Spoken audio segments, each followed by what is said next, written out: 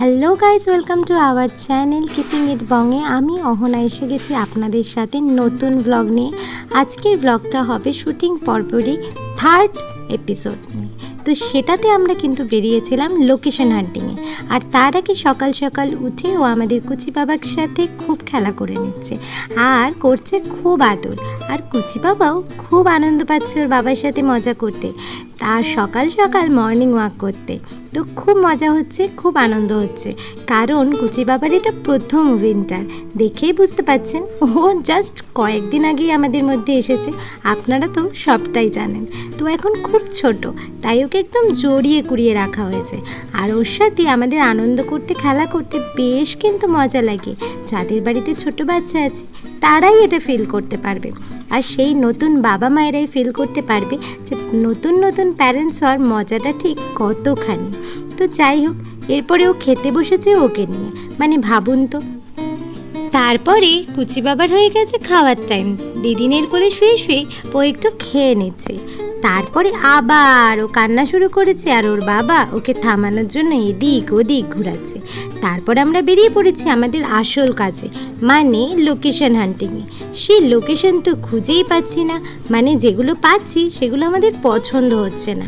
তো চারিদিকে আমরা খুঁজেই বেড়াচ্ছি, আর এত হেঁটেছি, নয় করে 3 থেকে 4 কিলোমিটার মনে হয় হেঁটেই নিয়েছিলাম।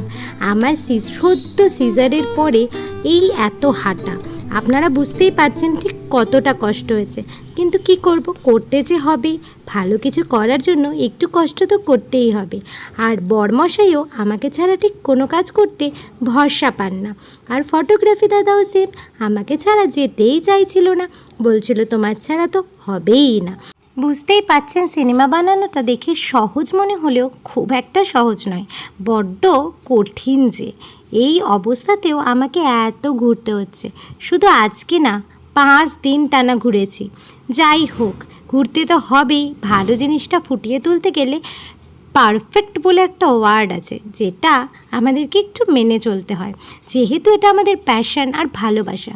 বরমশাইয়ের তো ভালোবাসাই বটে, তো সেটাকে রেসপেক্ট করে যেটাই হবে বেস্ট করতে হবে, আমাদের তরফ থেকে বেস্ট দিতে হবে।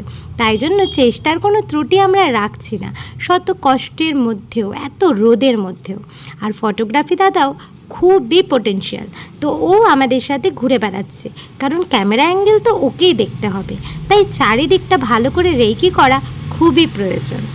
আর বড় বড় সিনেমায় কি হয়, এতটাও হয়তো টাফ হয় না, কারণ ওদের সব কিছুর জন্য আলাদা আলাদা মেম্বার থাকে, আলাদা আলাদা টিম থাকে, তারাই সবটা দেখে নেয়।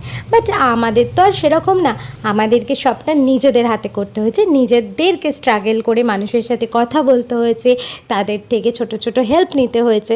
বলে রাখি, এইরকম কাজে হেল্প কিন্তু আমরা অনেক পেয়েছি, তাদের সবাইকে অনেক অনেক ধন্যবাদ। তবে আমাদের খাটনিও কিছু কম না। দেখুন কত কত জায়গায় ঘুরলাম, কতভাবে আমরা মানুষের সাথে নতুন করে পরিচয় করলাম। এই যে কত বসে পড়ে অ্যাঙ্গেল দেখছে আমাদের ডিরেক্টর বাবু, চারিদিকটা যে কীভাবে কোন সিনটা সাজানো যেতে পারে। তো দেখতে কিন্তু বেশ মজার, আমি কিন্তু ব্যাপারটাকে ভালোই এনজয় করি। কষ্ট একটু হলেও আনন্দ কিন্তু বিশাল লাগে।